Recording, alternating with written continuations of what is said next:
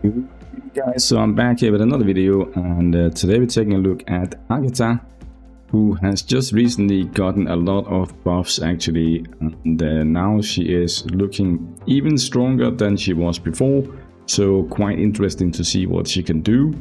Let's just talk about her skills real quick. She has some pretty decent HP damage here on the basic attack. She also has this one on her skill 2, where she destroys all shields on the target and deals 50% damage. She then leeches some of it, and she gains up to 75% of initial HP from leeching that from the enemy. So that is very nice. Now I'm just going over her skills real quick, because you all know how Agatha is probably by now. So I'm just talking about the changes, and we'll see her in some gameplay. I did try to make a video yesterday actually, but I had to redo it 2 times and it just didn't make it didn't become good, so I removed the video and now I'm trying again. So her passive here is immunity to severe wound and HP burning. You should note that Eratu exclusive 3 will still ignore this HP burning immunity, so she will still do damage to her, unfortunately. She also has a 100% chance to steal all shield or healing effect from enemies, which is quite nice, and she can do it every time she gets a turn, so that's quite huge. Now the skill 4 here, AoE ability, doing around I think 20% HP per stage, so 60% of her HP, and also inflicts this Countess Kiss debuff, which by the way will remove 60% HP when it's applied to enemies. Now let's look at her exclusives here, because this is where she becomes very fun to look at. So her exclusive one here, or first one, she gains a 40% shield at the beginning of each wave. If she doesn't have a shield, she converts it into a bloody shield, which cannot be removed and cannot be stolen. It also says here that Agatha is immune to all control effects when she has any shield. So if you have a Sun Wukong or Nordic or something like that on the team, and even if she doesn't have the shield by herself, which she should have because of this here, then she's immune to CC, right? So it's very nice. And exclusive 1, I think everyone can get exclusive 1 in early and mid game. It shouldn't be a problem for you, so that is quite good. Now exclusive 2, she will increase the healing effect of the bloody spiral, which is the skill 2, to 40% of the damage instead of 20%, I think. And then also the cap goes from 75% to 150%. So that means if you have 1 million HP on her, you can like apply up to 1.5 million HP actually. So you'll be like having 2.5 million HP, I think, something like that. A crazy amount. And for every 5 times enemies try to grant shield, so like if you start out against the Sun Wukong or Nordic or something like that, you are getting this buff immediately. Agatha takes damage from enemies proactively cast basic attack or skills, and she will then cast the S2 once to counter attack, prioritizing the Countess Kiss enemy. Very nice. Now exclusive 3 is where it becomes very interesting. She now gets to revive a target with 40% of max HP every time she has a turn, like with a 3-turn cooldown, so you don't have to do anything actively. She's just passively resing someone if there is one that is dead, which is quite good for a tanky team, I think. Then you can keep her alive because she has so much HP and shielding, and you can keep her alive, and she can just keep on resing the allies. That's nice. It also says here that she'll gain 50% piercing rate, and that she's doing 200% more damage to bosses. This is also new and very interesting to see. Exclusive 4, she gets the speed, and now the HP deduction goes to 30% from the Countess Kiss debuff, and also allies will leech a bit, so she's good to use it with other direct damage dealers like Sun Wukong. And it also says that at the beginning of each wave, she's going to apply or inflict this Countess Kiss on all enemies, so that's very good. And at the beginning of self turns, if no enemies has the debuff, she's going to inflict it, so it doesn't have any effect hit. She's just going to inflict it, so you don't have to go for effect hit on her. So it's very nice, and this should mean that it has 100% uptime on bosses basically. And then we have the exclusive 5, where she puts the Countess Curse on all enemies. Now they cannot be rest anymore, so Santa and Big Jack and rests like that doesn't work anymore. And also when she attacks the target with counter skill, she has a 100% piercing rate. So great. Okay, so how would I build her? Now, since she is an HP damage dealer, I would definitely, if you don't have any other good choices left, like the limited heroes, then she's a very good candidate for some of the breakthrough materials, because HP heroes normally scales very nice with HP here. You can see some of my examples here. If you look at Erato, 220, Reina 210, Sun Wukong 210, and you can see here that I think because of the low, kind of low HP that she starts with, she has the exact same template as Luna actually. You can see it here, Luna and Agatha has the exact same base stats template. She will end up at around 195, I think. KHP at 180, so it's okay. It should work as a good applier here. And you can see my stats here so far, and I'll talk more about that later. But very good candidate for a breakthrough 6, I think. Now for the Echo, she has her own Echo, and the Echo is actually very strong. And I do recommend just leveling this up to 30 here to get the 64% HP rate, because 64% HP is a huge amount of free HP for any HP hero. Also the Echo, just to talk about that, a bit of shielding effect here, and the Echo didn't really get changed, so I'm not talking too much about it. Just know that if you don't need to look too much about these two lines here. Just go look at the combined line down here, because that is the cap anyway, right? So basically at 5 stars she will do 40% of her HP as a damage passively, so when she does the pursue an attack up from up here, right? So that is very nice. And also now this skill has been changed from piercing rate to crit damage, so very good. And she has 100% piercing rate now from the exclusive 5, so I think that is huge. Now for the aura, you have two choices for your auras basically. You have the Boss Slayer, where you buff her direct damage, and then you have the Hit Grandmaster, where you give her more HP. But I think she already gets a lot of free HP from the passive and from the the transfer thing, where she steals some HP from enemies. So I would probably go with the Boss Slayer here, just to get some multiplier here on the direct damage, because she doesn't really have a lot of that in her kit. So I'll probably go with that 32% here, and then goes up to 40% against bosses, right? That is what I would do. Also because she doesn't need the effect hit, so I think this one here is better used on someone else. Even though rune 3 and 4 are the same, I think rune 5 is actually the most important, because you use rune 5 in like every aura has a rune 5 almost, so at least the good auras, right? So I think that is more valuable to save that and then just use the 7. Anyways, moving on here, and for the blessings, you definitely want to use 2 HP blessings here. What you can do is, if you have some of these pay to win ones, you can use something like this here with 35%, 30%, something like that in 2 slots, and that will be like 60% HP just from that. And then also, if you don't have that, obviously just use the best you have. But HP rate, definitely the best in that slot. And then crit damage here, you can use something like this. 20% crit rate in both of them, so you have like 40% crit rate. I think that would be the best. If you don't have that, then just use lower values, right? But definitely HP rate in the first slot and crit damage in the other slot. I think that is the best for her. Now for the emblems part, I actually gone with this setup here. Take all of these direct damage talents here. All of this, take the HP, take the shielding, because she's going to shield herself. She's going to have the 6% permanent thing here from the beginning. More shielding effect is good, shielding effect, and then the turn meter reduction. I like that because she's not immune to turn meter reduction, so this is quite good for PvP at least. And then the 30% chance to remove a debuff is very good also, I think, on her, because although she is immune to severe wound and HP burning, and also CC, she can still be like hit by speed down and all of those other nasty debuffs, and you don't want that. So definitely a good idea to get some of that. Now for the gear, you can see my stats here. My HP is not that high actually, and my crit rate, I just crit capped her. Crit damage is very low, should try to aim for around 400% if you can, in in-game at least, and I think for early game this might be pretty good. I think this is what you can achieve in early game, in mid-game, 300% crit damage maybe, and then something like these stats here is probably not too far off, to be honest.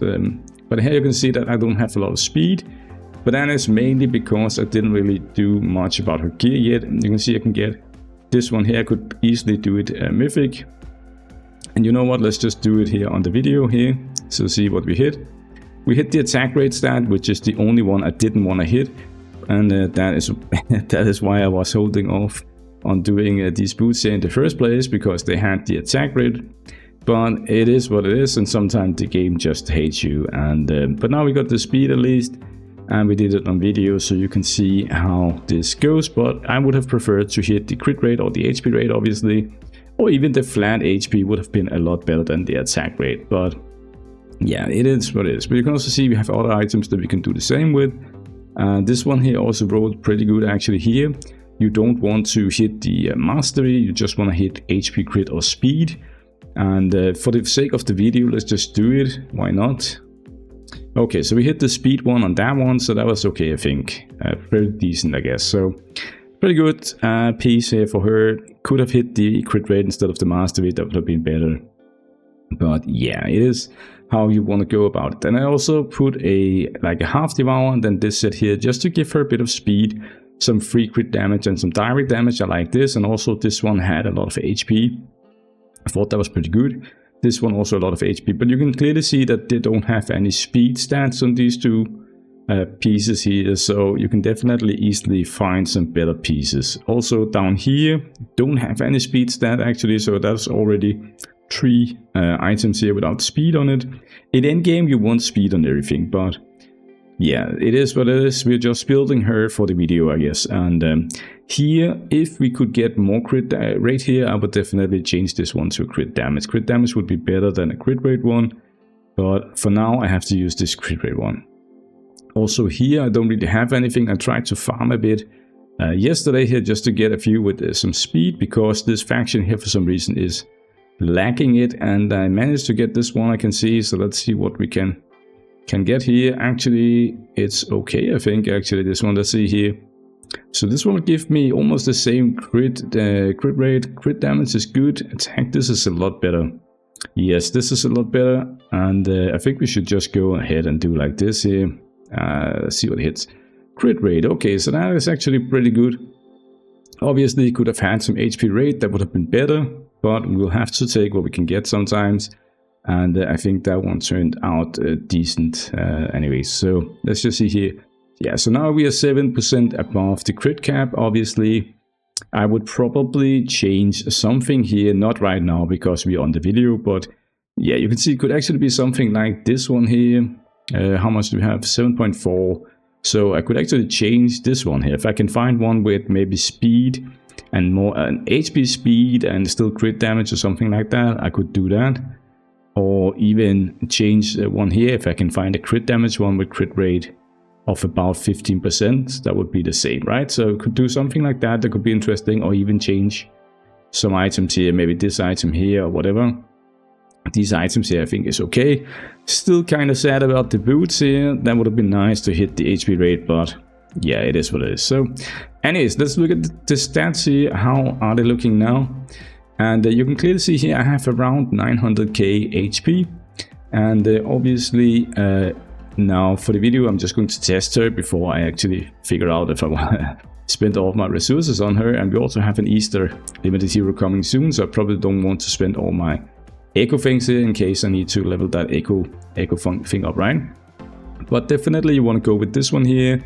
This one would give me around 15% HP. 15% HP is very good.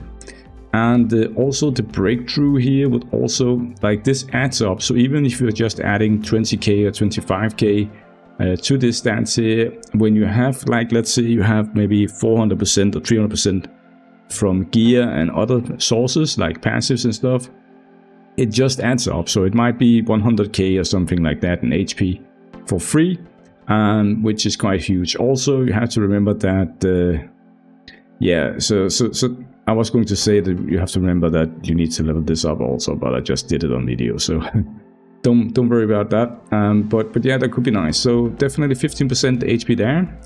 Also the aura here, if I go for this aura here, you can get up to like 45% here, where I only have 9% right now.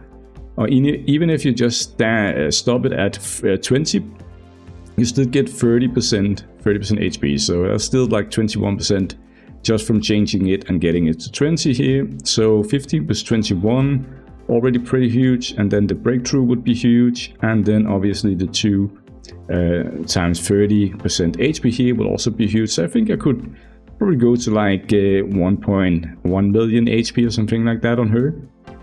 And then if you go with the double crit damage on her, adding 40% crit damage here, and we will go to like yeah, 360 or something like that crit damage, right?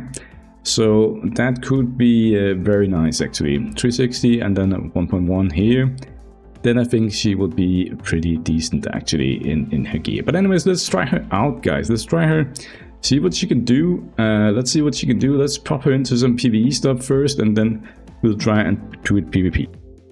Guys, so I'm back here in Wuthering Coast here, using the penetrating trauma buff that is only up for 8 days. It also works for her because she has 100% piercing rate, right? If you're using some team like this here, early game maybe, with some Wukong or some other like defender type, and then you have a Des and a Bofany, maybe also Beatrix, who by the way will have a rerun banner very soon, so you can get some copies of her. We can see the damage here. Let's just take a look at how much damage you can do. She's actually doing a lot more damage than I remember her doing in Wuthering Coast for sure. She's doing 2.7 million damage here, which is quite huge, I think. Sun Wukong doing a lot also. Maybe you don't have Sun Wukong, so let's try and remove Sun Wukong here and say you have a Blaze instead. Maybe you don't have... You have Nordic probably, right? So you have Nordic. So let's put Nordic in here just to see here. You want to start with that one, and then just gonna prioritize this one here, I think, for Nordic. Let's see how that actually turns out here with the direct damage buff from Nordic. And yeah, okay, so you can see still she's doing 2.7 billion damage here, quite good with Des and Bofany team. Let's see if how much she does in other compositions. Yeah, so I'm back here, and this is with Blaze. And well, I'm using some Wukong, Blaze, Nordic and Beatrix instead of Des and Bofany, and you can see the damage is increased a lot. Now she's doing 3 billion damage actually. Now if we remove, we could just try and remove this guy here and use that, and just let's see if we use, well, who can we put in? Maybe put Apsara in, because everyone got Apsara for free, and I think maybe some people have Apsara here, so let's try and put her in and just see what happens here. You just want to prioritize this one here and start with it and see what happens. Let's see if we can do any damage here with these guys here. Okay, yeah, so you can clearly see that the overall damage went up a lot, but the damage on Agatha didn't really increase a lot. But I still think like 3 billion damage. If you guys can do this and you're still struggling with getting the 16 billion threshold, then I think adding Agatha here with 3 billion helps a lot. Obviously, I know that exclusive 5 is for endgame players, right? That is the only thing that is kind of crappy here. I cannot test her at lower exclusives for you guys. I can only test her at exclusive 5, so that is what we have to like take into consideration. Okay, let's see here in some other content. Okay, so I'm back here in this is faction app is 30, and you can see here actually my my Narc and my Mamuk and all the other guys that don't even have any gear on actually. I don't think they have any gear on, so we can just go and look at them real quick here, but I don't think they have any gear on. Yes, you can look here. Mamuk doesn't even have boots, weapon or chest. Narc doesn't have boots, or this one here. So definitely she's almost soloing actually. I'm quite curious now, can we do it? Can we do it like this here? Maybe just let me just waste a coin here. Where is the faction token takers? Let's just buy 2. Why not? See if she can she show she gets to the boss turn actually. That's quite interesting. Let's see if we can. I'm just going to see if I can. Okay, that's crazy. Okay, so now with exclusive 5, obviously, if you have a if you have her exclusive 5, then you probably don't need to do the 31, but you might want it for like farming the runes and stuff like that, right, in the future also. But yeah, she's actually almost capable of soloing the faction here. Should we just take a look at it just real quick here, just see how it does here. I'm just going to see here in the beginning here. Okay, she one-shots the first wave, that's quite good, and then she gets another turn from Big Jack. And then what happens here, Big Jack gives her another turn and another turn, and he procs the fatal buff on himself. But then how do we survive the boss here? I don't understand that. Okay, so she took like half the health of the boss here. She's resting Big Jack, which is quite interesting that she can rest him, because then since she stays alive, she will keep resting him, which is quite interesting mechanic here. And now we are on stage 2. Let's see if we can actually beat the boss here while we are watching this gameplay here. She's doing a lot more damage than I thought. Let me be honest about that. And you can also see she's healing herself real nice there and shielding herself, and overall just being a beast. And let me just tell you something. I actually got her exclusive 5 yesterday, and I was struggling a bit with killing this boss here. I had to steal gear from my Mooring Jing to my Narc, and I stole some Beatrix gear to my Marmuk and stuff like that. I was manualing. So her doing this at exclusive 5 is insane actually. It's the piercing rate, it's the 100% piercing rate. It is huge for her. It helps so much in every content here. So quite good here, I must admit, much better than I thought. Let's see her in some other content. Okay, just a quick note here. She can solo the boss here. Actually, she can even stay alive for all 20 turns. But she can't one-shot the boss here. That's just a fun fact, I just wanted to show it. I don't really think we can show other PvE areas, because most of this stuff here would be like progression stuff.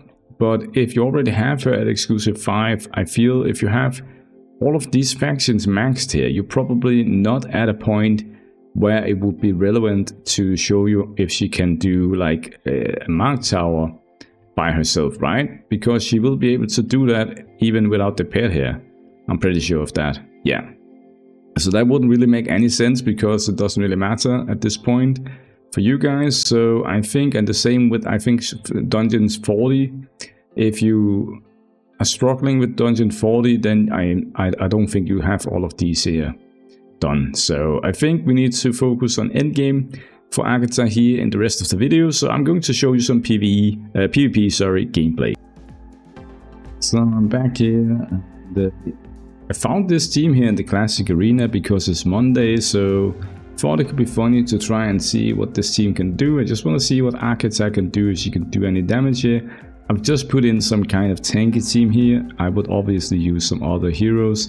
I saw that the enemy had a lance and it kind of scared me, so I went with this one here just to protect my Agatha until she gets her turn. Let's see. She should have her turn now. Let's see what happens. She's doing her AoE damage, and she did kill someone here. Does she do? That is the echo there proccing actually.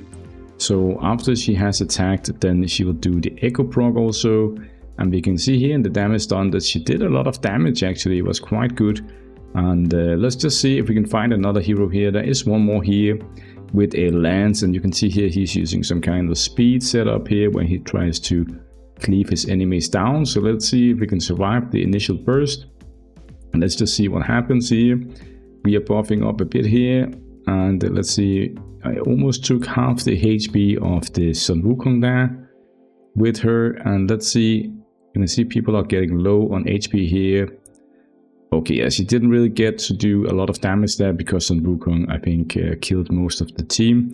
Actually, my Mooring Jing here, but it is what it is. Let's see if we can find some other enemies here. Maybe this guy here looks a bit better.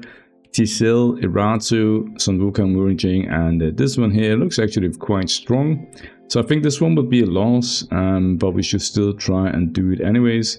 We can just remove my hench there and put in a Beatrix just to try and put some fun in here. And if I go here, I'll just start with this one here. just to stun the enemies, and we'll see what happens actually. Let's just see what happens, okay? It's gonna be fun. It's just for fun this anyway, so let's just see how much damage she can do if she gets her turn even.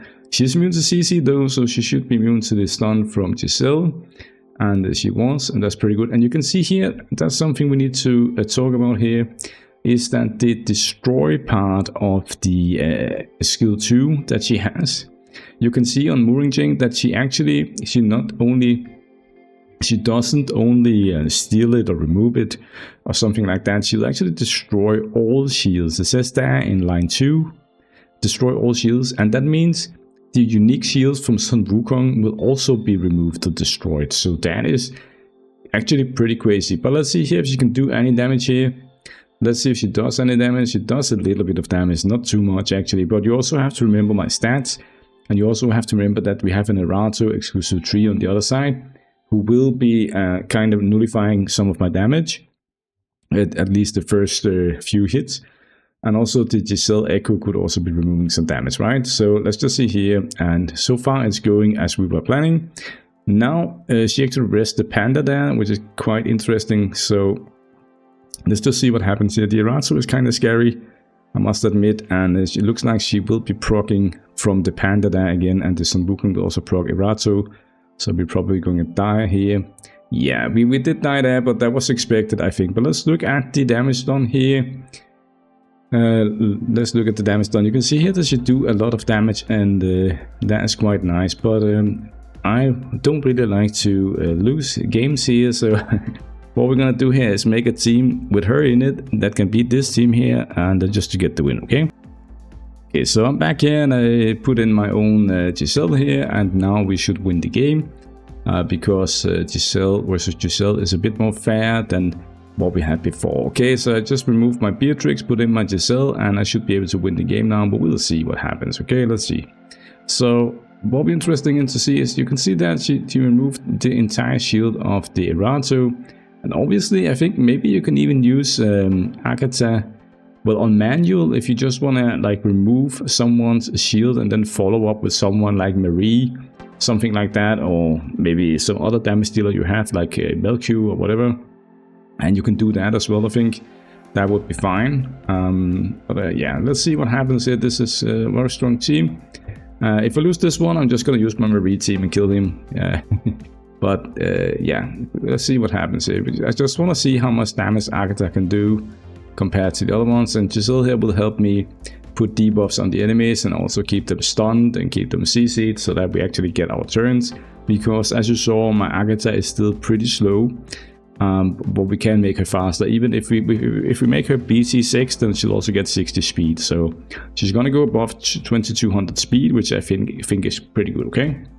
But as you can see, the meta is quite tanky actually these days here, and the stuff just doesn't die. And here you can see she put her skill into the immortal buff on the enemy, and now it actually looks like Erato will be killing me anyways, but then I will be resing the panda in just a second here, I think, from Agatha, which is quite good.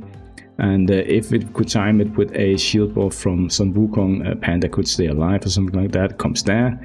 But you can see the fights are very, very long actually. Also, it's obviously it's a very tanky team I'm up against, and I don't really have other block removal, buff removal other than Magicraid and Giselle. So yeah, let's just pause the video and see what happens in a few turns. Okay, so I'm back again, and at around turn 138, it says up in the top there, Erato finally decided to kill my team. But this is the damage distribution here, and you can see here that Agatha is not doing that much damage actually over a long course of a fight. It looks like she is better for bursty damage maybe, but I think one of the very good things was something that she already had before the buff, and that is her revival skill. But now she just revives people, and she will also do like all the other good stuff like piercing rate and stuff like that, okay?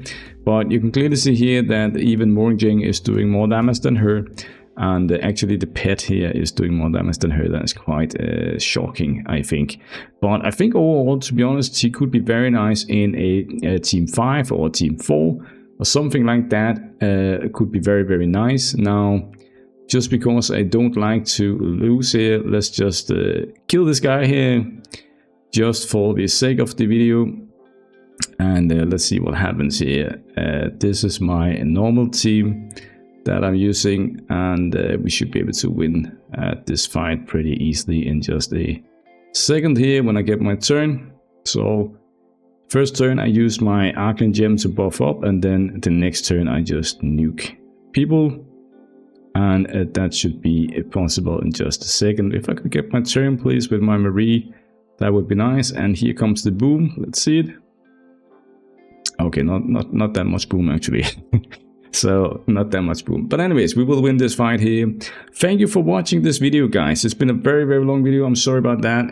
30 minutes long, and I apologize for that. But sometimes when a big buff comes from a new hero, we have to test her very many places. And thank you for watching. If you're still here at the end of this video here, I thank you very much. Even if you just skip to the end here, also thank you very much. Have a nice evening. Cheers.